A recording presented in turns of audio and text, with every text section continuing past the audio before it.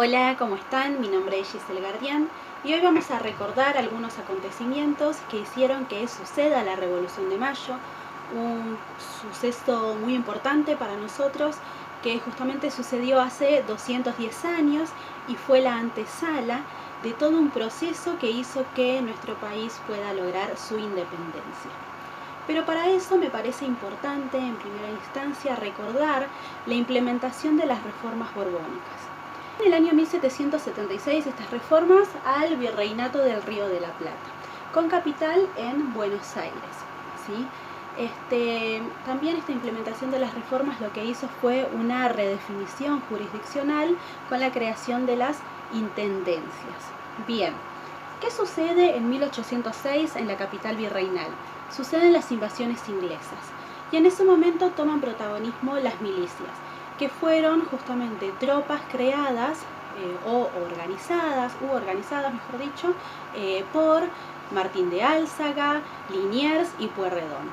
En ese momento la autoridad virreinal era Sobremonte, pero él se había dirigido hacia Córdoba, supuestamente para organizar esa defensa y también para proteger las cajas reales. Y la verdad que esa situación lo que hizo fue desprestigiarlo como virrey. Entonces, quien toma el mando es Liniers y queda como una autoridad virreinal provisoria, ¿sí? Luego, en el año 1807, suceden nuevamente estas invasiones inglesas, ¿sí?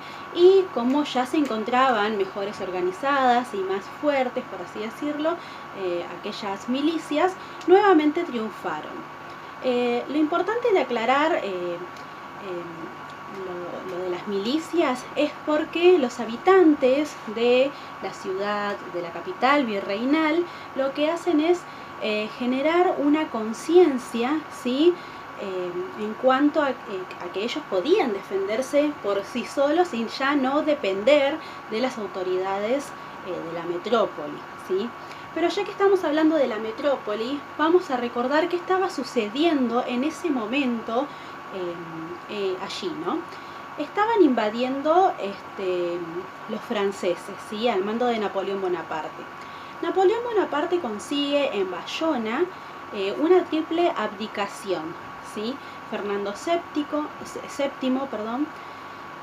abdica a favor de su padre, Carlos IV, Carlos IV a favor del emperador francés y el emperador francés, Napoleón, a favor de su hermano José de Bonaparte. Bien, en este momento entonces en diferentes ciudades españolas comienza una resistencia y es lo que nosotros conocemos como la guerra de la independencia, ¿sí? A su vez, las juntas locales conforman a una Junta Suprema Central, ¿sí? Que en sí estaba conformada mayoritariamente por peninsulares, ¿sí? Pero el avance napoleónico sobre Andalucía lo que hace es que esta junta central se autodisuelva y se genere un consejo de regencia que únicamente estaba conformado por 5 miembros. Bueno, volvemos al virreinato, ¿sí? En ese momento la Junta Central lo que hace para 1809 es enviar un nuevo virrey, ¿sí? Es entonces cuando Liniers se queda sin el mando del virrey provisorio. Cisneros era este virrey que habían mandado la Junta. Lo que hace Cisneros, que me parece importante destacar, es autorizar el libre comercio, ¿sí? Recordemos que en ese momento todo era un monopolio, ¿no? Y lo que sucede es, cuando llegan las noticias de que se había disuelto aquella Junta Central, empiezan a preguntarse a quién debían jurar fidelidad, ¿sí? Si al rey que se encontraba cautivo Fernando VII o al nuevo rey. Entonces es cuando Cisneros empieza a perder legitimidad, ¿sí? Luego, en la famosa Semana de Mayo, como nosotros la conocemos, empiezan a generar cabildos abiertos y lo que consiguen es que Cisneros deje su mando, deje el puesto de virrey, mejor dicho. Lo que sucede entonces el 25 de mayo de 1810, que lo conocemos como la Revolución de Mayo, es justamente el primer gobierno patrio presidido por Cornelio Saavedra. Esta junta, la primera junta, está compuesta por 9 miembros, ¿sí? Y todo esto entonces sucedió por esa acefalía o ese vacío de poder con el que contaba en ese momento España, ¿no? Si bien se encontraba un rey, pero era un rey extranjero, ¿no? Bueno, entonces en ese momento se comienza a debatir, o existen diferentes posturas, ¿sí? A ver si a quién juran fidelidad o no. Algunos lo que buscan es justamente proclamar una independencia, ¿sí? E instaurar una república, ¿sí? Estamos hablando de la facción morenista, ¿no? A la cabeza Mariano Moreno. También encontramos una facción saavedrista, ¿sí? Que lo que justamente ellos juraban era la fidelidad a Fernando VII. Entonces este primer gobierno patrio justamente era jurando fidelidad a Fernando VII. Bueno, entonces lo que sucede en ese momento es una serie de formas de gobierno, ¿sí? Pero la que me parece más importante destacar es la del segundo triunvirato, que mediante un Congreso Constituyente sanciona, por medio de la Asamblea del año 13, ¿no? Lo que hace es la libertad, lo que sanciona es la libertad de vientre, la libertad de prensa, excluye el pago de los tributos, como también excluye la mita, el yanaconazgo, ¿sí? Lo que me parece importante destacar es que en el año 1813, entonces, por medio de este Congreso Constituyente, ya dejan de jurar fidelidad a Fernando VII. Entonces vemos cómo la revolución cambia de rumbo justamente, ¿no?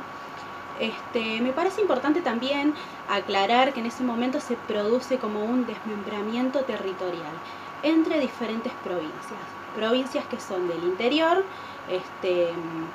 y la cabeza de la centralidad, digamos, Buenos Aires, ¿no? Algunas provincias están o se consideran autonomistas, ¿sí? Ellas lo que quieren es un poder autónomo, es decir, tener autonomía, ¿sí? El proyecto justamente es justamente eso. Y también hay algunas provincias que son centralistas, ¿sí?